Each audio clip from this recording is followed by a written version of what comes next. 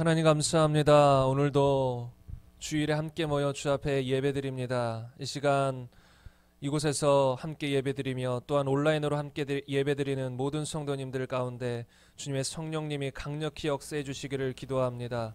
하나님, 우리는 오직 성령으로만 신앙생활이 가능합니다. 우리가 성령 충만하며 날마다 성령의 인도함을 따라 살아가는 우리의 삶이 되게 하여 주옵소서. 이 시간 악한 원수마귀 틈타지 못하게 하시고 주의 말씀에 집중하며 이 시간 하나님께서 우리 각 사람에게 말씀하시고자 하는 그 주의 음성을, 주의 말씀을, 레마의 말씀을 들을 수 있도록 하나님 역사하여 주옵소서. 감사드리며 예수님의 이름으로 기도드립니다. 아멘. 오늘은 베드로후서 3장 9절 말씀 보겠습니다. 베드로후서 3장 9절 말씀입니다. 제가 읽도록 하겠습니다. 주의 약속은 어떤 이들이 더디다고 생각하는 것 같이 더딘 것이 아니라 오직 주께서는 너희를 대하여 오래 참으사 아무도 멸망하지 아니하고 다 회개하기에 이르기를 원하시느니라. 아멘. 오늘은 내가 곧 가리라 지금 회개하라 라는 제목으로 함께 말씀을 나누고자 합니다. 제가 존경하며 좀 어느 정도 그 목사님의 말씀을 많이 들은 목사님이 계세요. 제가 존경하는 목사님이 한 분 계신데 그 목사님의 별명이 이것이더라고요. 무엇이냐면 무한 반복이에요. 하나님의 말씀을 계속 반복적으로 가르쳐요. 특별히 부활에 대해서 지속적으로 반복적으로 가르친다고 해서 이제 별명이 무한 반복이라고 하더라고요. 그래서 10년 이상을 계속해서 부활의 말씀을 전했다라고 합니다. 그래서 저도 이제 그 목사님의 그런 얘기를 듣고 참 도전도 되기도 하고 했었는데 제가 또 새롭게 느끼는 건 왜 그토록 그 부활에 대한 이야기를 말씀을 반복적으로 전해야만 했을까라는 거예요. 제가 오늘 전하는 말씀도 회개하라는 말씀이에요. 근데 저는 이 회개하라는 말씀을 자주 외쳐왔습니다. 근데 또 회개하라는 말씀을 외쳐야 되는 어떤 부담감이 왔을 때 좀 주님 새로운 것 없을까요? 이거 똑같은 얘기인데요. 그전에도 했던 얘기인데요. 또 해야 될까요? 이런 마음이 들어요. 그러니까 저도 인간적인 마음으로는 또 어떤 새로운 것들을 여러분에게 나눠주고 전해주고 싶은 마음이 있는데 또 감동이 회개하라. 이런 감동이 오면 저도 때때로 곤란해요. 주님 새로운 것, 제가 지금까지 잘 전하지 않았던 것들 많이 있지 않습니까? 그런 것들도 전하면 좋을 텐데 근데 또 회개하라. 이런 감동이 오면 저도 때로는 난감해요. 왜냐하면 그 전에 전했던 말씀을 또 되풀이하는 것이 돼 있기 때문에. 근데 제가 또 제가 존경하는 그 목사님의 그런 일화를 생각하면서 드는 생각은 이제 정말 좀 깊이 깨달아진 건 무엇이냐면 그토록 반복할 수밖에 없었던 이유가 무엇이냐면 그것이 그토록 중요하기 때문이다. 다시 말하면 여러 가지 성경 말씀의 다양한 이야기를 전해줄 수 있습니다. 그런데 가장 핵심적이고 기초적인 그 부활, 회개, 믿음, 죄 이런 것들이 확실하지 않고서는 다른 것들을 전해봤자 큰 의미가 없다라는 거예요. 다른 것들을 전해봤자 다 주님을 나중에 떠나가게 되고 다른 것들을 전해봤자 기초가 제대로 돼 있지 않기 때문에 결국은 주님의 심판대 앞에서 다 무너져 버린다는 거예요. 그래서 그토록 중요하기 때문에 반복할 수밖에 없었구나. 그러니까 다른 할 말이 없어서 반복하는 게 아니라 그토록 중요하기 때문에 계속 반복하는 거예요. 그런데 또 반복하는 이유 중에 하나가 무엇이냐면 이런 메시지를 전했을 때 이 메시지를 100% 받아들이는 성도들이 많이 없다라는 거예요. 한 번 전했을 때 그 메시지를 100% 받아들인다. 그럼 더 전할 필요가 없죠. 그리고 그 메시지를 다 받아들인 다음에 그것이 완전히 소화돼서 평생 가지고 간다. 그러면 반복할 필요가 없어요. 그런데 문제는 한두 번 이런 메시지를 전했을 때 그걸 다 소화하는 성도들이 많이 없을 뿐더러 또 어느 정도 소화했다 했을지라도 시간이 지나감에 따라 잊혀져 가는 거예요. 말씀이 이 안에서 계속 새롭게 살아 움직여야 되는데 자꾸 잊혀져 가요. 그래서 중요한 말씀은 계속해서 반복해야 한다. 반복할 수밖에 없다라는 것을 제가 더 깊이 느낍니다. 오늘 말씀도 마찬가지예요. 성경의 가장 기초 교리 중에 하나는 회개입니다. 그런데 이 회개를 수없이 외쳤음에도 불구하고 많은 사람들이 이 회개가 제대로 이루어지지 않았어요. 그래서 제가 이 부담감을 가지고 또 전합니다. 제 인간적인 마음으로는 새로운 것들, 여러분에게 나눠준 것, 기도에 관련된 것, 응답에 관련된 것, 치유에 관련된 것, 방언에 관련된 것, 하나님의 음성을 어떻게 듣는가, 여러 가지 것들을 나누고 싶은 것들이 많아요. 물론 그런 것도 필요하고 때가 되면 나누게 될 것이지만, 지금 우리에게 더 중요한 것은, 저에게 지금 외치라고 주시는 주님의 말씀은 회개하라는 것입니다. 그토록 회개가 중요하기 때문에 제가 부담감 없이 그전에도 전했던 것이지만 또 여러분에게 회개하라는 메시지를 전하고 싶습니다. 여러분, 성경에는 여러 인물들이 나옵니다. 여러 인물들 중에 여러분은 어떤 인물을 본받고 싶으십니까? 한번 생각해 보세요. 성경에 여러 인물들이 나옵니다. 내가 가장 본받고 싶은 인물은 누구일까? 사람마다 약간씩 다를 수 있습니다. 어떤 사람은 베드로, 어떤 사람은 사도 바울, 어떤 사람들은 요나, 전 요나를 본받고 싶어요. 이런 사람도 있을 수 있고 다양할 수 있습니다. 근데 여러분, 어떤 사람을 본받고 싶습니까? 대표적으로 사도 바울이나 모세, 나아가서 정답은 예수님이지 않습니까? 예수님을 본받아야 됩니다. 이렇게 말할 수도 있겠죠. 궁극적으로는 예수님을 본받아야기 때문에. 근데 이제 반대로 우리가 본받고 싶은 인물들이 여러 인물들이 있는데, 반대로 정말 저 사람과 같이는 절대로 돼서는 안 되겠다. 성경의 여러 인물들 중에 저 사람처럼 되면 절대 안 된다, 절대로 본받아서는 안 되는 그런 인물이 있다면 어떤 인물이 있을까요? 구약 성경에서는 대표적으로 사울을 꼽을 수 있겠고, 물론 다른 인물들도 많이 꼽을 수 있겠지만, 신약 성경에는 또 어떤 인물을 꼽을 수 있을까요? 저는 가룟 유다를 꼽고 싶습니다. 여러 인물들이 있겠지만 저는 정말 가룟 유다를 본받아서는 안 되겠다, 정말 가룟 유다 같은 인물이 돼서는 절대로 안 되겠다라고 생각이 들어요. 여러분, 성경에 나온 가룟 유다에 대한 이야기는 정말로 우리에게 두려움을 가져다 줘요. 그걸 깊이 생각하면 정말 두렵고 떨릴 수밖에 없는 거예요. 그냥 가룟 유다 생각하면 그냥 예수님 팔아넘기고 배신한 사람, 절대 저 사람처럼 되면 안 돼, 그냥 간단히 생각할 수 있겠지만, 가룟 유다의 그 삶을 보면 정말로 두려울 수밖에 없겠다라는 생각이 들어요. 왜 그러냐면, 여러분, 예수님은 처음 복음을 외칠 때 무엇이라고 외쳤을까요? 회개하라, 천국이 가까이 왔느니라. 그리고 그 예수님의 공생의 3년 반 정도의 그 모든 메시지를 보면 기본 맥락이 회개예요. 회개하라, 천국이 가까이 왔다. 천국 복음에 대해서 계속 선포하세요. 그렇다면 그렇게 천국에 대한 메시지를, 회개에 대한 메시지를 그토록 들었던 가룟 유다가 회개하지 않았다. 그렇다면 현대교회를 다니는 수많은 성도들, 수많은 교회에서 회개에 대해서 외칩니다. 물론 안 외치는 교회가 더 많을 거예요. 근데 왜 회개를 외치는 교회들도 많아요. 그런 교회 다니는 성도도 많아요.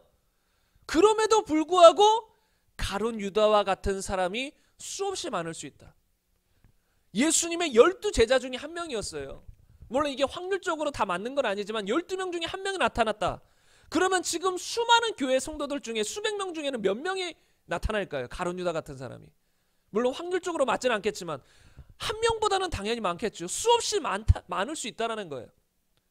회개에 대한 메시지를 그토록 듣고도, 천국에 대한 메시지를 그토록 듣고도 회개하지 않을 수 있다는 거예요. 그리고 결국은 지옥에 가게 되는 위험에 처할 수도 있다는 거예요. 이 가룟 유다에 대한 이야기를 들으면, 이 가룟 유다에 대한 인생을 들으면 참 비극적이고 불쌍하기도 하고, 그 인생을 보면 두렵기도 해요. 나의 삶과 비춰봤을 때 혹여나 내가 가룟 유다와 같은 삶이 되진 않을까, 두렵잖아요. 그래서 오늘 메시지는 정말로 교회를 다니면서도 진정한 회개 가운데 이르지 못한 사람들, 또 회개했음에도 불구하고 다시 과거로 돌아가 제대로 회개하는 삶을 살지 못하는 그런 분들에게 이 메시지를 전하기 원합니다. 하나님께서 우리를 사랑하시기 때문에, 여러분들을 사랑하시기 때문에 이 기회를 주시는 것이라고 생각하면 됩니다. 저에게 이런 감동을 주시는 것도 우리를 사랑하기 때문이에요. 회개하라는 건 사랑하니까 돌아오라는 것입니다. 그냥 우리의 죄를, 너 이런 죄 졌어, 나쁜 놈, 이런 것이 아니에요. 너 이런 죄 져서 지옥에 갈 수밖에 없다, 빨리 돌아와라, 내가 용서해 줄게, 내가 너 사랑한다, 내가 너 품어줄게, 돌아와라. 이것이 회개하라는 메시지예요. 그래서 우리를 사랑하는 주님의 메시지이기 때문에, 또는 우리를 사랑하는 주님이 주시는 기회이기 때문에 이런 메시지를 들을 때 절대로 놓치지 말길 바랍니다. 가룟 유다처럼 마음에 어떤 우상이 있어서, 돈이라는 우상이 있어서 도둑이 되어서 회개라는 메시지를 듣고도 회개하지 않는 불상사가, 끔찍한 일이 있지 않기를 간절히 바랍니다. 그래서 오늘은 이 회개에 대해서 여러분과 함께 말씀을 나누고자 합니다. 첫 번째로 여러분, 회개 아닌 것들에 대해서 여러분과 나누면서 회개의 의미에 대해서 여러분과 함께 나누고자 합니다. 많은 사람들이 오해해요. 나는 회개했어. 나는 하나님의 백성이야. 하나님의 자녀야 라고 생각하지만 실상은 하나님의 자녀도 아니며 회개한 자도 아닌 경우들이 많습니다. 그래서 그들이 어떤 것을 회개라고 생각하는가? 그런데 실상 그것은 회개가 아니거든요. 그래서 잘못된 회개에 대해서 여러분과 먼저 나누고자 합니다. 하나님이 크게 쓰셨던 찰스 핀이라는 사람은 언제든지 죄인에게 회개하라고 할 때에는 회개의 의미도 정확히 설명해 주어야 한다. 아주 단순히 이해되었던 회개라는 단어의 의미가 많이 왜곡되었기 때문이다 라고 말했습니다. 단순하게 이해되었던 회개가 지금 현대에 와서는 많이 왜곡되었다라는 것이에요. 그리고 조셉 얼라인이라는 사람은 마귀는 많은 사람을 가짜로 회개시켜 놓고 이것저것으로 많은 사람을 속이고 있다라고 말했습니다. 마귀는 많은 사람들을 가짜로 회개시켜 놓고 회개했다고 또는 이것저것으로 그 사람을 자꾸 속인다는 거예요. 그래서 수많은 사람들이 자신이 회개한 줄 알고 천국 가는 줄 알고 교회 다니며 열심히 신앙생활 한다고 하고 봉사도 합니다. 그러나 사실상 가짜로 회개한 것이에요. 진짜 회개가 이루어지지 않았다라는 것이에요.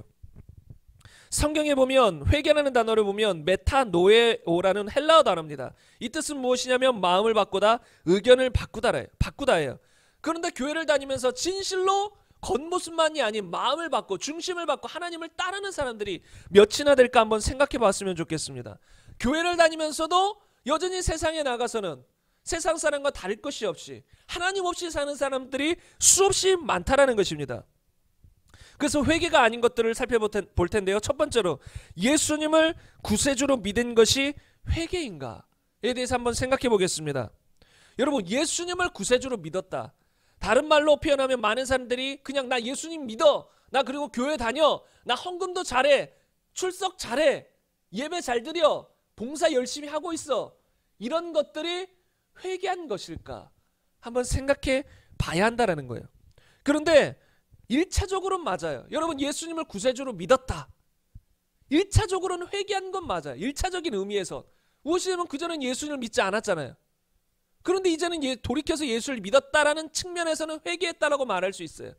그러나 성경에서 말하는 회개는 이게 전부가 아니에요. 이런 정도의 회개, 그냥 예수님을 구세주로 받아들였다 정도로 우리는 구원받는 것이 아니라는 거예요. 만약에 단지 예수님을 구세주로 믿는 것이 회개다. 예수님을 구세주로 믿었다면 난 회개한 것이다. 라고 말한다면 성경에 회개라는 단어들이 쓰여질 필요가 없어요. 왜요? 믿으라. 그것만 있으면 되는 거잖아요. 믿으라는 것 자체가 회개라면 믿으라는 말만 성경에 기록되어 있으면 돼요. 그러나 성경을 여러분이 펴보시면 알겠지만 곳곳에 수없이 많은 경우 회개라는 단어가 나와요. 그리고 또 많은 경우 믿음과 회개라는 단어가 한 구절에서 같이 나와요. 믿음과 회개가 완전히 똑같다라면 두 단어를 같이 쓸 필요가 없어요. 그러나 성경에는 회개하고 복음을 믿으라. 그리고 사도행전 20장 21절에 보면 이렇게 나와 있습니다.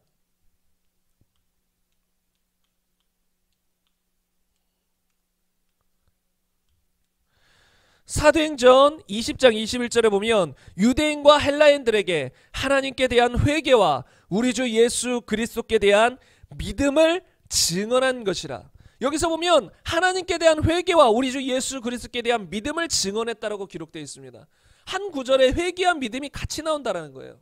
다시 말하면 그냥 구세주로 믿었다는 것 자체, 예수님 믿고 교회 나온다는 것 자체가 회개한 것은 아니라는 거예요.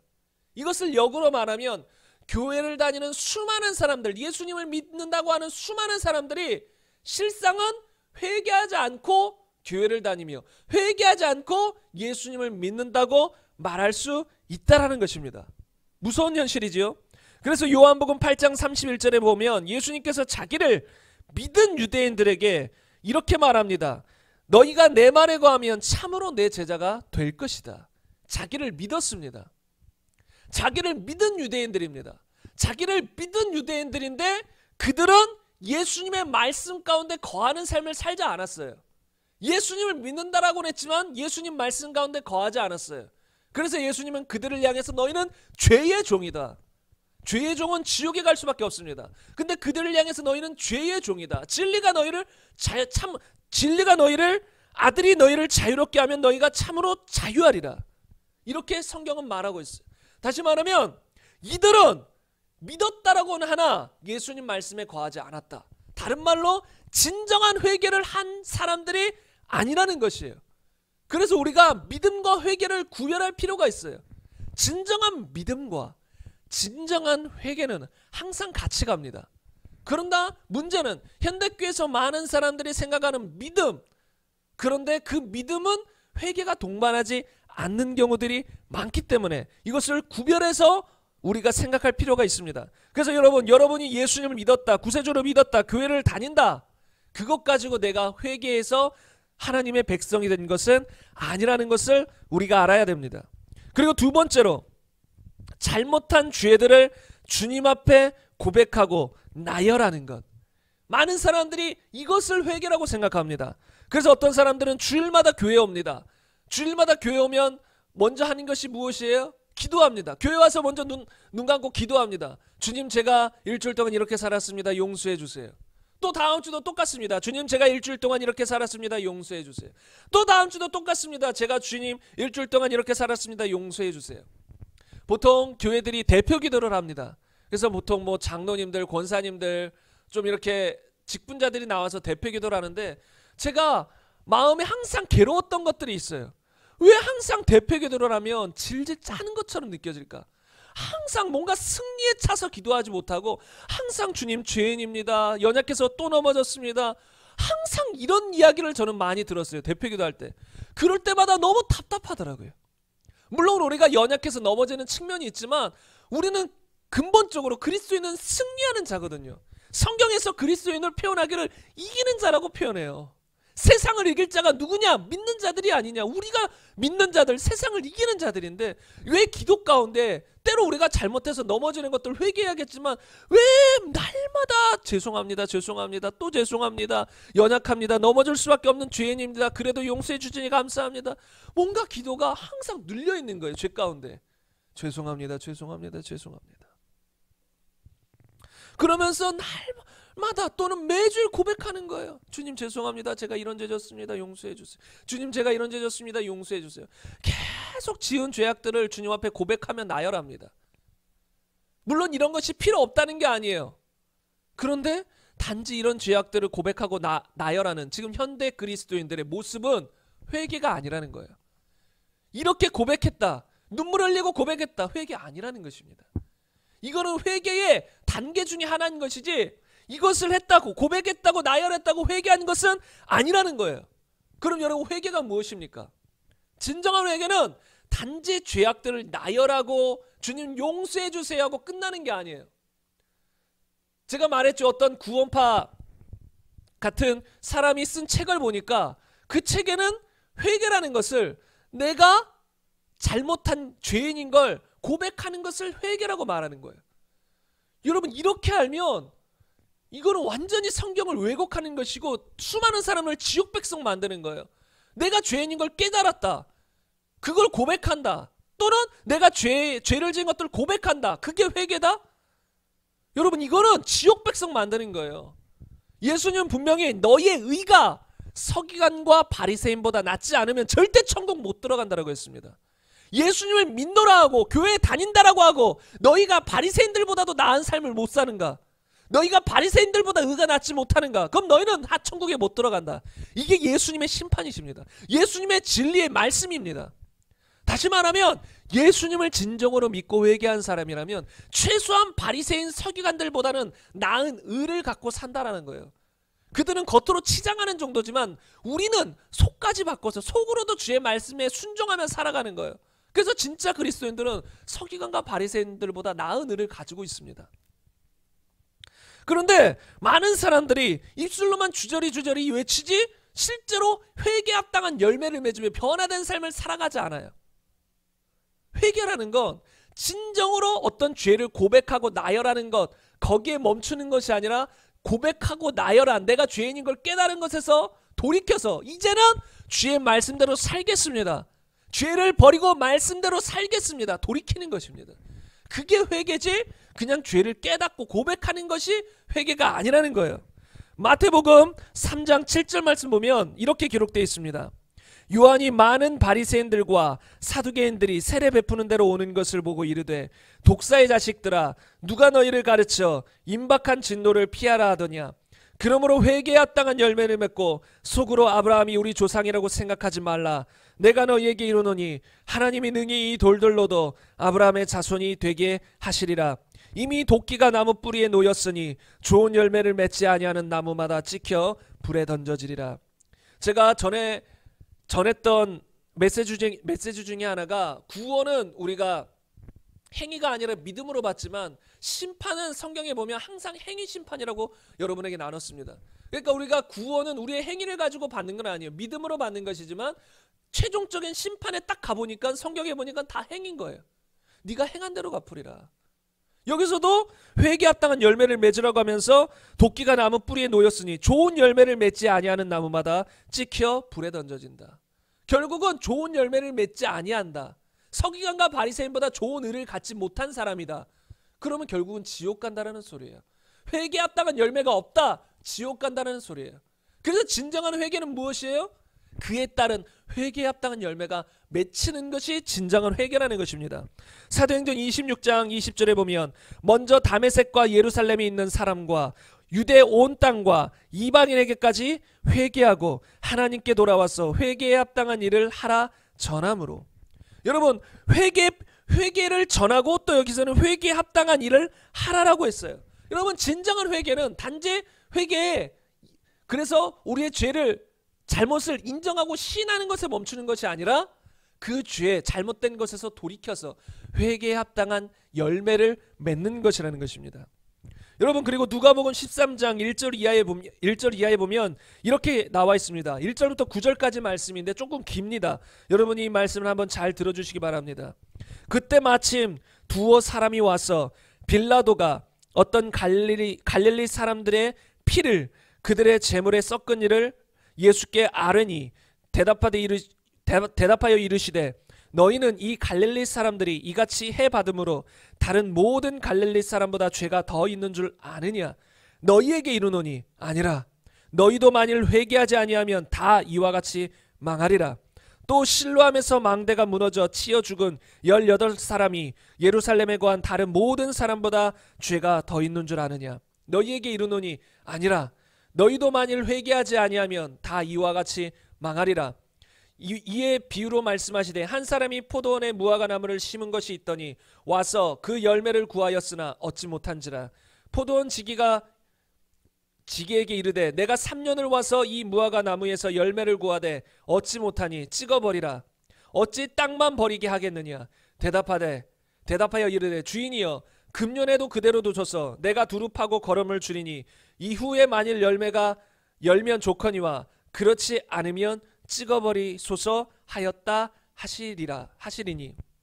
여기서 보면 예수님께서 회개에 대한 말씀을 전하시면서 또 비유로 말씀하시되 한 사람이 포도원에 무화과 나무를 심은 것에 대해서 나눕니다. 그러면서 그 무화과 나무가 열매가 맺지 않아요. 계속 열매를 맺지 않아요. 그래서 아무 쓰잘데가 데가 없기 때문에 그 열매를 찍어버리려고 해요. 그런데 주인에게 이렇게 말하죠. 조금만 더 기다려달라고. 내가 거름도 주겠다. 그래서 다음에 열매가 맺지 않으면 그때 찍어버리소서. 이렇게 말하는데 이게 회개에 대한 메시지하고 이어지는 거예요. 다시 말하면 회개하라는 것은 곧 열매를 맺는 데까지 포함하는 것이라는 거예요. 그냥 입술로만 회개했다, 입술로만 죄를 고백했다가 아니라 실제로 삶에서 의의 열매를 맺어야 되는 거예요. 말씀에 순종하는 열매를 맺어야 되는 거예요. 그것이 아니면 회개한 자가 아니라는 것이지요. 그래서 예수님은 누가복음 6장 46절에서 너희는 나를 불러 주여 주여 하면서도 어찌하여 내가 말하는 것을 행하지 아니하느냐. 마태복음 7장 21절에는 나더러 주여 주여 하는 자마다 다 천국에 들어갈 것이 아니요 다만 하늘에 계신 내 아버지의 뜻대로 행하는 자라야 들어가리라. 저는 한국교회 수많은 성도님들이 이 말씀을 정말로 마음에 새기고 충격을 좀 받았으면 좋겠어요. 제가 자주 외치는 말씀인데도 이 말씀이 너무 사람들에게 힘없게 다가가는 것은 아닌가라고 생각이 들어요. 나더러 주여 주여 하면서도 왜 내가 말하는 것을 행하지 아니하느냐. 나더러 주여 주여 하는 자마다 다 천국에 들어갈 것이 아니다. 하늘에 계신 내 아버지의 뜻대로 행하는 자라에 들어가리라. 진정으로 회개한 자만, 회개 합당한 열매를 맺은 자만 들어간다는 것입니다. 그런데 이렇게 명확한 성경 구절이 있음에도 불구하고 교회에서 그냥 주일에 한번 예배드리고 날마다 집에서 자기가 원하는 삶대로, 하나님 말씀과는 상관없는 삶대로 죄악된 삶을 살아가면서 여전히 안정되게 살아가는 사람들, 마음에 평안하다고 생각하며 살아가는 사람들 수없이 많을 수 있다는 거예요. 여러분, 이게 너무 심각하다는 것입니다. 여러분, 이런 말씀에 좀 한국교회 아니면 전 세계교회 모든 성도들이 충격을 받았으면 좋겠습니다. 아, 내가 말씀대로 살지 않으면 난 가짜 믿음이구나, 가짜 회개구나 하고 돌이키길 바랍니다. 회개하시길 바랍니다. 오늘 제목이 무엇입니까? 내가 곧 가리라. 지금 회개하라. 저는 외치고 싶습니다. 지금 회개하십시오. 여러분, 지금 회개하십시오. 주님 언제 오실지 모릅니다. 지금 회개하십시오. 한국교회 수많은 성도님들 지금 회개하시기를 간절히 바랍니다. 오늘 메시지의 핵심은 이거 단 하나입니다. 주님이 저에게 주신 한마디 말씀이 이거예요. 내가 곧 가리라. 지금 회개하라. 지금 회개하라. 주님이 저에게 주시는 단 하나의 메시지예요. 지금 회개하라는 것이에요. 지금 돌이키라는 거예요. 여러분, 성경에는 내가 도둑같이 온다라 했어요. 예수님은 도둑같이, 다시 말하면 아무도 알지 못하는 시각이 온다는 것이에요. 그래서 주님 우리에게 말하는 게 뭐예요? 너희 깨어있어라. 또 지금 하는 말씀은 뭐예요? 지금 회개하라. 언제 내가 갈지 모른다. 곧 갈 것이니 지금 회개하라. 지금 우리에게 기회가 주어졌을 때 지금 우리는 회개해야 될 줄로 믿습니다. 여러분, 제가 말씀을 전하고 보통 같이 말씀 후에 뭐 5분, 10분, 20분 이렇게 같이 기도를 하는데 종종 그런 감동들이 와서 여러 번 기도를 반복한 적들이 있어요. 그것이 무엇이냐면 이 말씀을 듣고도 마음을 바꾸지 않은 사람들이 있다라는 감동을 자꾸 받아요. 말씀을 듣고 말씀대로 우리가 회개하고 바꾸고 돌이켜 나가야 되는데 기도하는 중간에, 지금 기도하는 중에도, 말씀 듣고 기도하는 중에도 회개하지 않는 사람들이 있다는 감동을 자꾸 받아요. 그래서 제가 자꾸 전하는 거예요. 왜요? 이거 전하는 건 지식 한 번 전해서 끝나는 게 아니에요. 이런 건 지식적으로 가르쳐서 아, 이런 원리가 있다 이렇게 하는 게 아니에요. 실제적으로 이 말씀이 우리 안에 들어와야 돼요. 말씀에 부딪혀서 내가 깨어져야 돼요. 내가 바뀌어야 돼요. 근데 말씀을 수없이 들음에도 불구하고 안 깨어져요. 안 변화돼요. 회개함이 이루어지지 않아요. 그리고 여러 가지 것으로 포장해요. 그러나 내가 열심히 합니다. 그러나 내가 이제 점점 바뀌어갑니다. 내가 열심히 노력하고 있습니다. 이런 것으로 포장해서 회개를 안 해요. 진정한 회개 가운데 이르지를 못해요. 포장한다라는 거예요.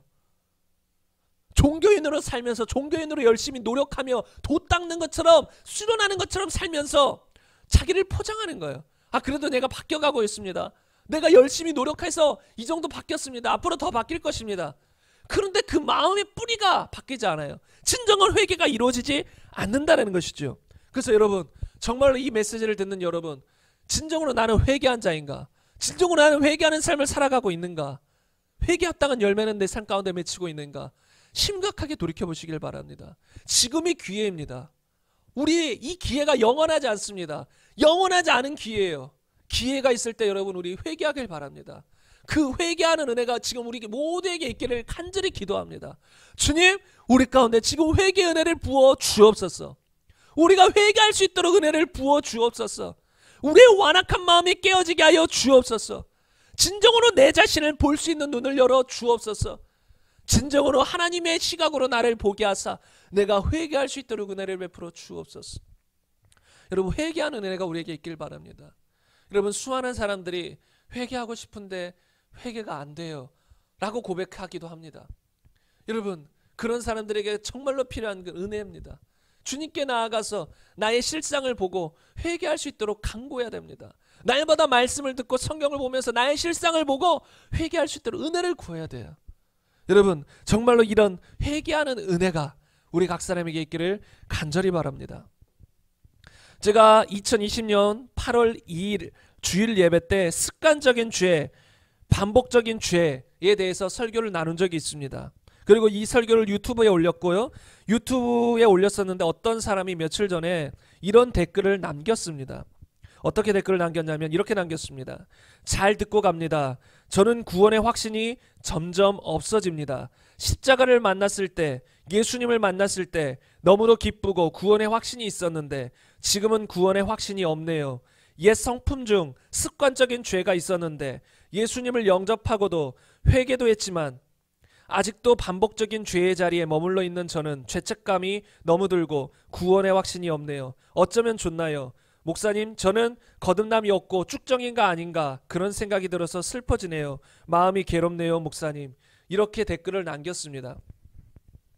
여러분, 제가 전하는 메시지들을 듣고 이런 성도들이 많이 생길 수도 있겠다라는 생각이 들어요. 그리고 생겨야만 정상입니다. 왜요? 생기지 않는다면 말씀을 제대로 들은 게 아니에요. 성경에 보면 하나님의 말씀에 제대로 직면한 사람들은 가슴을 치게 돼 있어요. 어찌할꼬 얼찌할꼬 막 과거를 후회하게 돼 있고요. 내가 구원받은 사람인가 아닌가 고민하게 돼 있고요. 그게 제대로 말씀을 듣고 있다라는 거예요. 그래서 이런 차원에서 생각하면 이 댓글을 남긴 성도님은 참 감사한 거예요. 그래도 희망이 있는 거예요. 이런 메시지를 듣고도 무미건조한 사람들이 수없이 많을 수 있다는 거예요. 이런 메시지를 듣고도 그냥 눈을 돌려버리고 피하는 사람들도 많아요. 제 설교를 듣고 어쩔 때는 좋지만 어쩔 때는 너무 듣기가 힘듭니다 하고 귀를 돌리는 사람도 있거든요. 왜요? 계속해서 진리의 말씀으로 우리의 심령을 찌르니까 힘든 거죠. 죄에 대해서 말하니까 힘든 거예요. 그냥 겉모습만 치장하게 만들고 그냥 어느 정도 외적인 것만 얘기하면 교회 잘 다니고 헌금 잘하고 교회에서 어느 정도 충성 봉사하세요. 이런 이야기만 한다면 사람들이 별로 찔릴 게 없어요. 그런데 그게 아니라 죄가 무엇인지, 회개가 무엇인지, 구원은 무엇인지, 심판은 어떻게 이루어지는지를 계속 말하니까 내면적으로 고통스러운 거예요. 그런데 이분은 희망이 있다는 거예요. 1차적으로. 근데 저는 이 부분에 대해서 잠깐 설명하고 싶은데, 많은 사람들이 어떤 회개에 대해서, 진정한 회개, 진정한 믿음, 그리고 어떤 습관적인 죄, 이런 메시지를 들었을 때 고민하게 돼요. 나는 정말 구원받은 것이 맞을까? 나에게 아직도 이 성도 이분처럼 반복적인 죄, 습관적인 죄가 남아있는데 그럼 나는 구원받지 못한 것일까? 거듭나지 못하는 것일까? 나는 쭉정일까?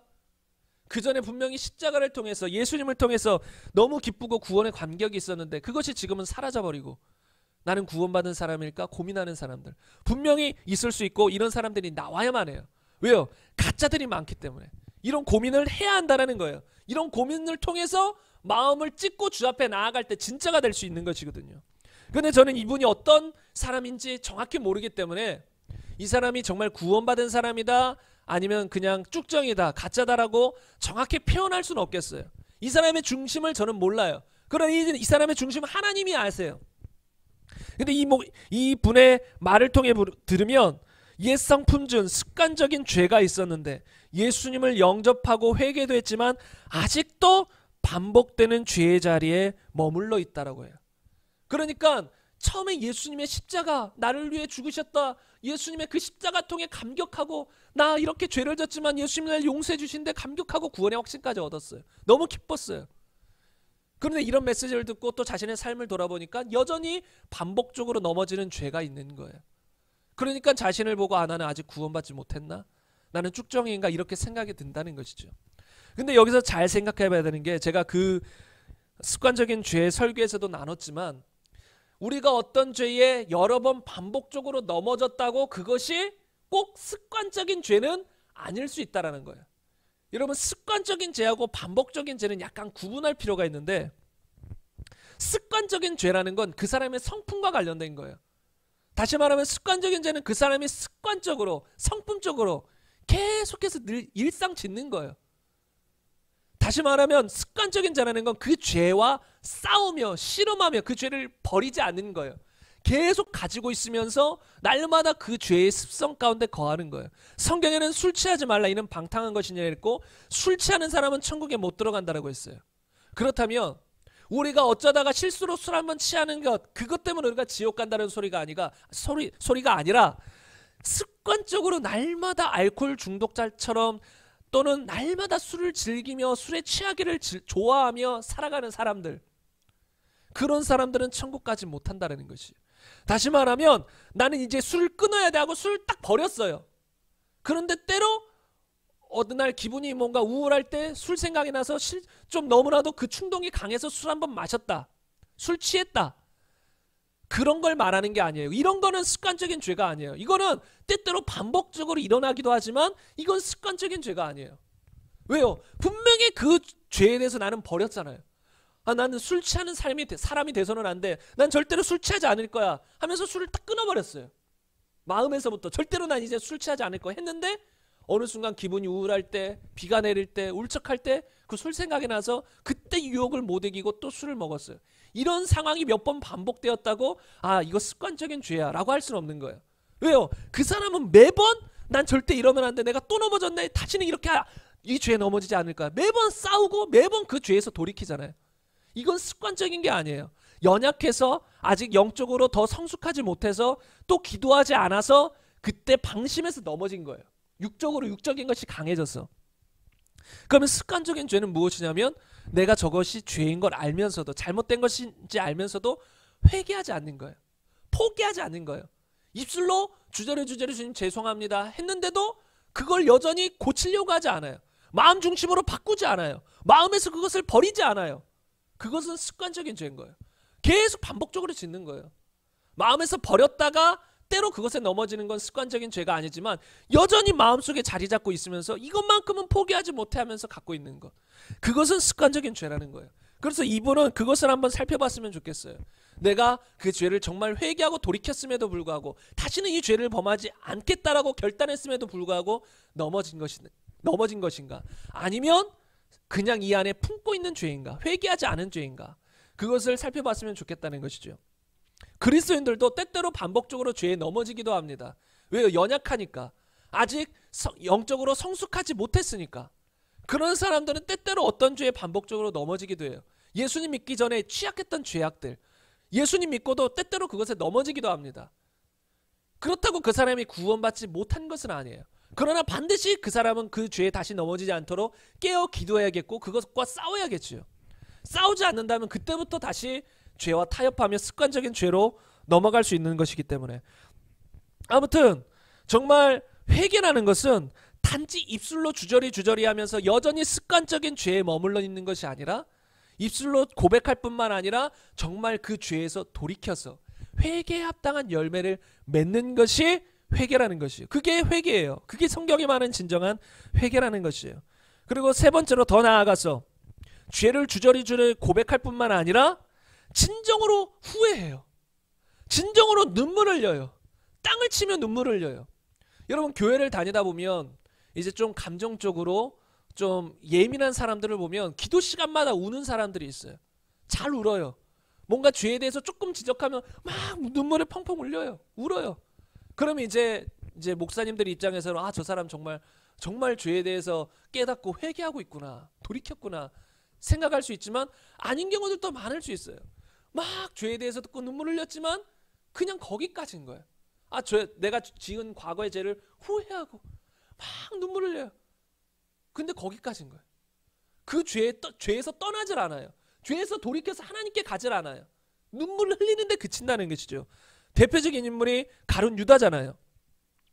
그는 예수님께서 정죄된 것을 보고 마음속으로 뉘우쳤다라고 성경에 말하고 있습니다. 그런데 뉘우친 다음에 그는 목매어 죽어버렸어요. 예수님을 팔아넘겼다라는 것이 유다에게는 너무나도 큰 죄책감이었을 거예요. 너무나도 큰 후회가 됐을 거예요. 눈물도 흘릴 수 있을 거예요. 그런데 그는 목매에 달아 죽어버렸어요. 이거는 회개가 아닙니다. 과거에 내가 지은 죄를 후회하는 것, 그것에 대해서 철저히 반성하는 것, 그냥 이 생각으로만 반성하는 것, 그리고 눈물 흘리는 것, 그것은 회개가 아니에요. 회개 안에 포함된 것일 수는 있어도 그것이 회개의 진정한 의미는 아니에요. 회개는 다시 말씀드리지만 뭐예요? 죄악된 삶을 떠나서 하나님 아버지께 돌아와서 그분의 말씀대로 살아가겠다까지가 회개인 것입니다. 그냥 후회한다고 내가 회개한 게 아니에요.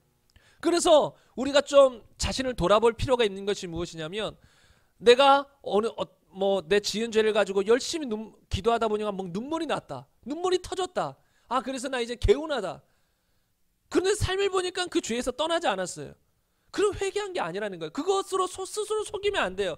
눈물 흘렸다고 막 후회가 된다고 나는 회개했어 이렇게 스스로 속으면 안 된다는 것이요. 진정으로 돌이켰는가 그것을 살펴봐야 된다는 것이요. 그리고 네 번째로 무엇이냐면 어떤 사람들은 또 이렇게 생각합니다. 내가 생각하기에 지은 죄악들을 많이 버렸어요. 내가 그전에는 도둑질도 했고요. 내가 그전에는 사람들을 미워하기도 했고요. 원망하기도 했고요. 잘못된 일들, 사기도 쳤고요. 이런 것들을 많이 고쳤어요. 우리가 생각하는 도덕적인 죄악들을 많이 버렸어요. 그리고 나는 이제 예수님 믿고 교회 다닌다라고 생각해요. 그리고 회개한 것이라고 생각해요. 그런데 이런 사람들 중에서도 회개하지 않은 경우들도 많이 있을 수 있는 거예요. 제가 이것이 계속 반복되는 메시지들이지만 여러분 이런 말씀을 들으면서 자꾸 제 자신을 살펴봐야 돼요. 저도 이런 말씀을 전하면서 더 말씀을 깊이 생각하게 되고 더 깊이 돌아보게 되거든요. 그렇기 때문에 이런 말씀을 들을 때도 여러분이 한번 잘 살펴보세요. 다시 말하면 이런 사람들은 도덕적으로 잘못된 죄악들을 어느 정도 버렸어요. 그래서 나는 회개한 사람이고 예수님을 믿는 사람이다 라고 생각한다는 것이죠. 그러나 이것이 회개가 아니에요. 이거는 회개 속에 포함되었지만 이것만 회개했다고 이런 삶의 모습만 나타난다고 그 사람이 진정으로 회개한 사람은 아니라는 것이에요. 그러면 여러분 진정한 회개는 무엇일까요? 진정한 회개. 제가 자주 드리는 말씀이 있죠. 예수님을 믿을 때 우리는 단지 구세주로 믿으면 안 되고 어떻게 믿어야 된다고 했어요? 나의 주인으로 믿어야 된다고 했어요. 주인으로. 왜 주인으로 믿어야 될까요? 죄가 무엇이기 때문에. 죄가 예수님을 주인으로 믿기를 거부한 것이기 때문에. 죄의 뿌리, 죄의 핵심이 그거예요. 성경에 보면 로마서 1장 28절 이하의 말씀에 보면 이렇게 나와 있습니다. 또한 그들이 마음에 하나님 두기를 싫어하며 하나님께서 그들을 그 상실한 마음대로 내버려 두사 합당하지 못한 일을 하게 하셨으니. 여러분 많은 사람들이 뿌리를 생각하지 못해요. 그래서 제가 가끔 이제 어린 초등학생들이나 뭐 중학생들 그들에게 설교할 때는 이제 칠판에다가 그림도 그려가면서 설명하는데 나무를 그려요. 나무를 그리는데 나무를 그리고 열매를 그려요. 근데 썩은 열매들을 그려놔요. 막 거짓, 시기, 질투, 도덕적으로 잘못된 여러 가지 죄악의 열매들을 그려놔요. 그리고 많은 신앙생활을 한다는 사람들이 하는 행위를 가르쳐줘요. 그것이 무엇이냐면 그 열매를 자꾸 떼요. 나무에서 시기의 열매를, 도둑질의 열매를, 미움의 열매를, 사기치는 열매를, 계속 음란한 열매를 계속 떼요. 근데 여러분 잘 보세요. 안 좋은 열매가 맺힌 나무에서 그 열매를 자꾸 떼봤자 결국은 어떤 열매가 맺힐까요? 또 안 좋은 열매가 맺혀요. 포도나무에서는 포도가 열리고 사과나무에서는 사과가 열려요. 안 좋은 나무에서는 계속 안 좋은 열매가 맺힐 뿐이에요. 근데 성도들이 하는 것은 무엇이? 많은 이 성도들이라고 표현하기도 그렇죠. 성도들이 아니니까 가짜 성도들, 교회 다니는 수많은 이 가짜 성도들이 하는 것이 무엇이냐면 자꾸 그 열매를 떼요. 어떤 죄를 지면 또 그것만 회개해요. 이런 죄에 안 져야지 하고 그것만 회개해요. 단지.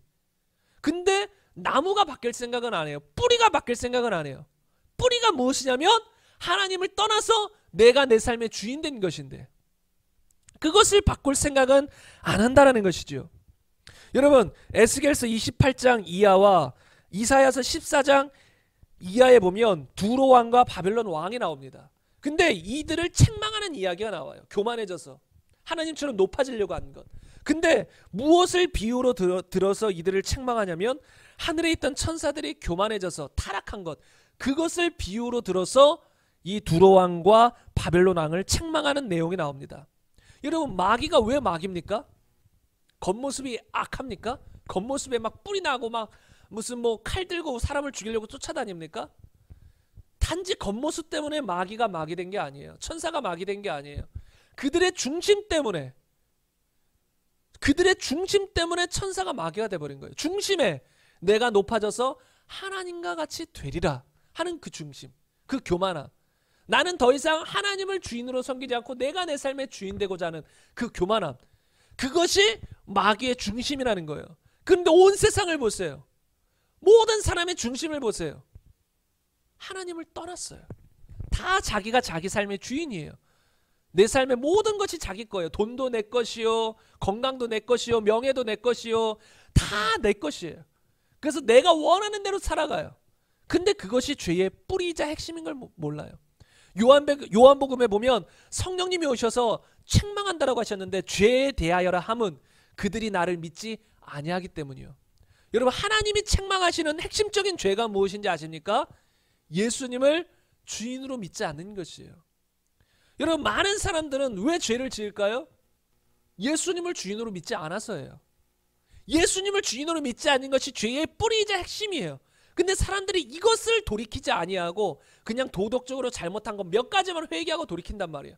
그러면서 여전히 삶의 주인은 나예요. 모든 결정의 최종 권위자가 나예요. 중요한 순간에 결정을 짓는 것이, 결론되는 것이 하나님 말씀이 아니라 나예요. 회개하지 않았다라는 거예요. 그러면서도 내가 도덕적인 죄를 좀 어느 정도 회개했기 때문에 난 회개한 자야, 예수님 믿는 자야 라고 생각한다는 거예요. 그런데 그것은 너무나도 큰 미혹이라는 것입니다. 성경에서는 예수님을 믿지 않는 그 죄를 책망하시는 거예요. 하나님이 말하는 죄는 우리가 생각하는 죄하고 차원이 다릅니다. 우리는 이 땅의 개념으로 바라보지만 하나님은 영원한 우주적인 관점에서 우리를 보는 거예요. 그래서 우리의 생각에서는 도덕적인 죄가 전부예요. 예수님을 믿고 안 믿고는 그냥 우리의 선택의 문제이지 죄의 문제라고 보지 않아요. 많은 사람들이 예수를 믿는 경우가 뭐예요? 자기가 도덕적으로 어떤 죄를 범했잖아요. 내가 살인죄를 범했습니다. 간음죄를 범했습니다. 도둑질했습니다. 그래서 나는 죄인입니다. 깨닫고 예수님, 그래서 예수님을 믿어요. 내 죄를 용서해 주세요. 그것도 감사한 거예요. 근데 그 많은 사람들이 여기서 빠뜨린 게 있어요. 내가 간음한 것보다, 도둑질한 것보다, 살인한 것보다 더 근본적이며 원인이 된 죄가 있다는 거. 그 죄를 회개해야 한다는 거. 그게 뭐예요? 예수님을 믿지 않은 죄. 예수님을 주인으로 믿지 않은 죄. 예수님을 믿지 않은 거는 죄라고 사람들이 생각하지 않아요. 그러나 성경은 죄에 대하여라 함은 그들이 나를 믿지 아니하며. 우리는 죄를 어떻게 구별합니까? 보통 이 땅에서 어떤 도덕적인 관념으로, 또는 어떤 이 땅의 헌법이나 어떤 형사법이 정해져 있잖아요. 그 법에 따라 이게 죄고 죄가 아닌 것을 우리가 보통 구별해요. 그래서 우리 이 땅에서는 도덕적으로나 법적으로 잘못하면 죄라고 여겨요. 그런데 이 땅에서는 예수님을 믿지 않는 것, 그것을 죄로 여기진 않아요. 그것은 사람들의 선택의 문제로, 종교는 선택의 문제로 여기는 것이지 예수를 믿지 않았다고 그게 죄다라고 하지 않아요. 그러나 성경은 분명히 말해요. 이 세상 온 우주 만물을 창조한 하나님, 그리고 우리를 위해서 십자가를 지고 죽으신 하나님, 예수 그리스도, 그를 믿지 않는 것, 그것 자체가 죄라고 말합니다. 그것 자체가 심각한 근본적인 죄라는 거예요. 그래서 우리는 이것을 회개해야 된다는 거예요. 이것을. 단지 도덕적으로 변하는 거 아니에요. 내가 어떤 도덕적으로 조금 잘 살아보는 거 아니에요. 사람들에게 선한 삶을 사는 거 아니에요. 그건 당연한 것이지만 그것을 했다고 회개한 게 아니에요. 뿌리가 바뀌어야 되는데 그것은 예수님을 떠난 그것에서 돌이켜서 다시 예수님을 주인으로 믿어야 된다는 것이에요. 여러분, 많은 사람들이 여기서 속습니다. 여러분, 우리 자신을 다시 한번 살펴보세요. 내가 예수님을 진정으로 주인으로 믿고 있는가? 저는 이 말씀을 수없이 외쳐왔습니다. 수없이 외쳐왔음에도 불구하고 이 말씀이 실제가 되지 않으면 의미가 없어요. 이 말씀이 내 안에 들어와서 내 삶의 주인이 정말 예수 그리스도가 되지 않으면 의미가 없어요. 앵무새처럼 나의 주인, 예수님은 나의 주인. 그러나 중심의 주인이 예수님이 아니면 아무 소용이 없어요. 하나님은 항상 우리의 중심을 보십니다. 우리의 중심이 어떤가? 여러분, 이 오늘 말씀을 통해서 또 하나님의 은혜를 통해서 우리의 중심을 보게 되는 은혜가 있기를 간절히 바랍니다. 나의 중심을 보게 되는 은혜. 하나님이 보시기에 너의 중심에는 예수 그리스도가 있구나. 이게 하나님이 진단하는 진단이 돼야 되는데, 만약에 하나님 보시기에 너의 중심에는 너가 있구나, 내가 들어갈 곳은 없구나 라고 한다면 얼마나 비참합니까? 그래서 여러분, 정말로 예수님이 우리 삶의 주인이 되어야 될 줄로 믿습니다. 이 말씀을 듣는 이곳에 듣는 성도님들과 온라인으로 듣는 성도님들 가운데 정말 내 마음 가운데 주인이 예수님이 아니라면 정말 여러분 돌이키셔야 돼요. 지금 회개하셔야 돼요. 교회 다녔다고 회개한 것도 아니에요. 도덕적인 데 조금 몇 개 고쳤다고 회개한 거 아닙니다. 삶이 날마다 조금 하나님 말씀을 조금 더 순종해 나간다고 그것 자체가 회개가 아니에요. 중심이 바뀌어버려야 돼요. 뿌리가 바뀌어야 돼요. 나무가 바뀌어야 돼요. 정말로 내 삶에 내 중심 속에 내 중심의 주인이 예수 그리스도가 돼야 된다는 것입니다. 그래서 오늘 우리가 회개하고 예수님을 주인으로 모시기를 간절히 바랍니다. 마지막으로 성경 말씀 몇 구절 나누고 말씀을 마무리하고자 합니다. 마태복음 24장 이하에 보면 너희도 아는 바니 만일 집주인이 도둑이 어느 시각에 올 줄 알았더라면 깨어있어 그 집을 뚫지 못하게 하였으리라. 이러므로 너희도 준비하고 있으라. 생각하지 않은 때에 인자가 오리라. 누가복음 17장에 보면 노아의 때에 된 것과 같이 인자의 때에도 그러하리라. 노아가 방주에 들어가던 날까지 사람들이 먹고 마시고 장가들고 시집가더니 홍수가 나서 그들을 다 멸망시켰으며 또 롯의 때와 같으리니 사람들이 먹고 마시고 사고 팔고 심고 집을 짓더니 롯이 소돔에서 나가던 날에 하늘로부터 불과 유황이 비오듯 하여 그들을 멸망시켰느니라. 마지막으로 베드로서 3장 9절에 보면 주의 약속은 어떤 이들이 더디다고 생각하는 것 같이 더딘 것이 아니라 오직 주께서는 너희를 대하여 오래 참으사 아무도 멸망하지 아니하고 다 회개하기에 이르기를 원하시느니라. 여러분 이 말씀 속에 들어있는 하나님의 그 마음을 알기를 간절히 바랍니다. 여러분 하나님은 한 명도 멸망하지 않길 원해요. 근데 회개하지 않으면 다 멸망하기 때문에 주님은 기다리시는 거예요. 한 명이라도 더 회개하고 돌아오기를. 그러나 주님은 또 경고하세요. 도둑이 언제 올지 모르는 것처럼 주님도 언제 올지 모른다. 언제 주님이 갑자기 올 줄 모른다는 거예요. 노아의 때도 그랬고 롯의 때도 그랬고 수많은 사람들이 그냥 먹고 마시고 즐길 때에 갑자기 멸망이 이르렀습니다. 그것처럼 이 세상의 마지막 날 주님이 오시는 그 재림의 날도 이와 같을 것입니다. 그렇기 때문에 지금이 기회입니다. 아직 예수님이 재림하시지 않은 지금이 우리가 회개할 기회입니다. 지금 우리가 돌이켜야 됩니다.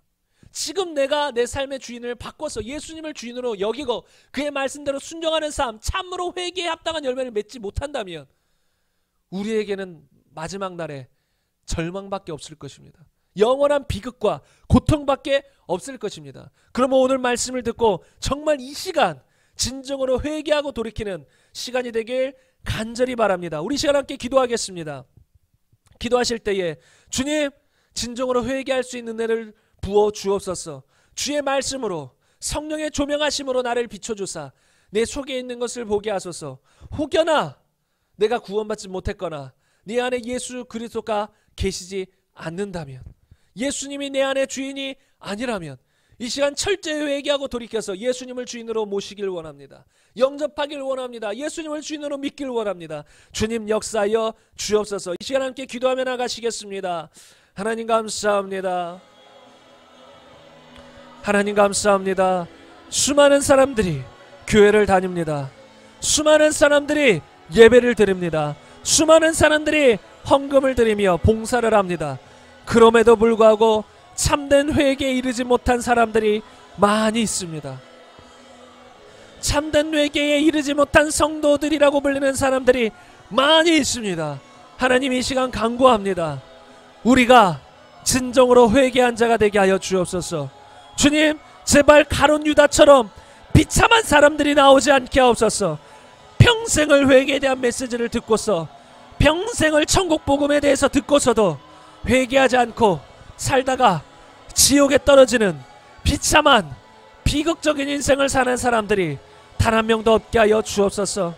마귀에게 더 이상 속지 않게 하옵소서. 가짜 회개에 속지 않게 하여 주옵소서. 진정으로 회개할 수 있는 은혜가 있게 하여 주옵소서. 눈물 흘렸다고 회개가 아닙니다. 자기가 지은 죄를 날마다 고백한다고 자백한다고 그것이 회개가 아닙니다. 주님 진정한 회개는 돌이키는 것입니다. 진정한 회개는 합당한 열매를 맺는 것입니다. 또한 진정한 열매는 겉에 지은 죄만 회개 아닌 것, 도덕적으로 바뀌는 것, 그것만이 아니라 속이 바뀌는 것입니다. 중심이 바뀌는 것입니다. 중심이 새로워지는 것입니다. 주님 간절히 바랍니다. 주님 간절히 바랍니다. 진정으로 우리의 중심이 새로워질 수 있도록 역사하여 주옵소서. 우리의 중심이 예수 그리스도가 되게 하옵소서. 우리의 중심에 내가 있는 것이 아니라 우리의 중심의 보좌에 예수 그리스도가 있기를 간절히 바랍니다. 주님, 이 말씀을 듣고 있는 성도님들 가운데 아직도 회개하지 않은 성도님들이 계십니까? 주님 은혜 베풀어 주옵소서. 주님 은혜 베풀어 주시옵소서. 진정한 회개가 있게 하여 주옵소서. 진정으로 예수님을 주인으로 영접하고 거듭나는 역사가 있게 하소서. 있게 하소서. 있게 하소서. 있게 하소서. 있게 하소서. 주님 은혜 베푸소서. 사람의 노력으로 안 됩니다. 우리 스스로 한번 회개해 보려고 해도 안 됩니다. 주님의 은혜가 필요합니다. 주님의 은혜가 필요합니다. 주님, 우리의 닫힌 눈을, 감겨진 눈을 열어 주옵소서. 눈을 뜨게 하옵소서. 영적인 눈을 뜨게 하사 우리 자신의 실상을 보게 하시고 지옥 갈 수밖에 없는 우리 자신의 실상을 보게 하시고 통곡하며 마음을 찢으며 주 앞에 나와 회개하게 하옵소서. 회개하게 하옵소서. 회개하게 하옵소서. 참으로 예수 그리스도를 주인으로 믿고 변화되는 우리 모두가 되게 하여 주옵소서. 하나님 간구합니다. 그리고 기대합니다. 정말 이 설교를 듣는 모든 성도님들이 다 참으로 회개하고 예수를 주로 믿어 그날에 예수님을 맞이하는 그날에 모두 하나님의 백성으로 판별되기를, 모두 하나님의 백성으로 서 있기를 간절히 바랍니다. 주님 간절히 바랍니다. 우리 모두 천국에서 만날 수 있기를 간절히 바랍니다. 주님 그토록 원합니다. 천국에 들어가기를 그토록 원합니다. 이 세상 모든 것을 버린다 할지라도, 잃어버린다 할지라도 천국을 원합니다. 주님 간구합니다. 반드시 우리가 천국 들어갈 수 있도록, 주의 말씀이 우리 안에 실제가 될 수 있도록, 회개할 수 있도록, 제대로 믿을 수 있도록 은혜 베풀어 주시옵소서. 은혜 베풀어 주시옵소서. 은혜 베풀어 주시옵소서. 은혜 베풀어 주시옵소서. 은혜 베풀어 주시옵소서. 우리 시간 이어서 기도하겠습니다. 또 우리가 이 시간 회개하면서 기도했으면 좋겠는데요. 우리가 예수님을 주인으로 믿는다고, 또 주인으로 영접했음에도 불구하고 그 예수님을 무시하고 내가 내 삶의 주인인 것처럼, 내 삶의 주인으로 예수님이 벌써 와 계셨어, 거듭났음에도 불구하고 내가 내 삶의 주인인 것처럼 예수님을 따라 살지 않고 육신을 따라 살아갔던 그런 지난 날을 회개하는 시간 갖길 원합니다.